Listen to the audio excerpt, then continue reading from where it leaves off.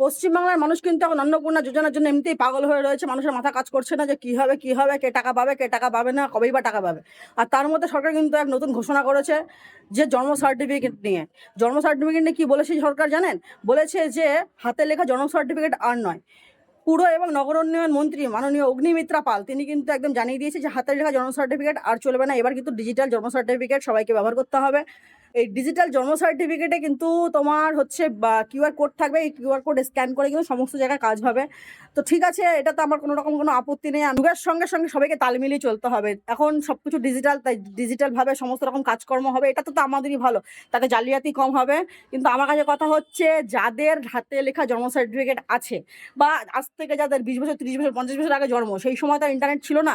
তো যাদের হাতে লেখা জন্ম সার্টিফিকেট তাদের কি হবে? তাদের জন্য সরকার কি ভেবেছে?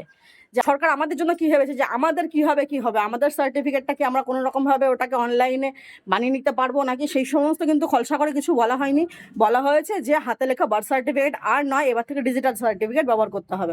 তো এই ডিজিটাল সার্টিফিকেট আমরা কি করে পাবো? যারা নতুন চিলড্রেন আসছে বা আজ থেকে 5 বছর আগে বা 10 বছর আগে যে সমস্ত নতুন বাচ্চা হয়েছে, তাদের হয়তো ডিজিটাল এই জন্ম সার্টিফিকেটটা আছে।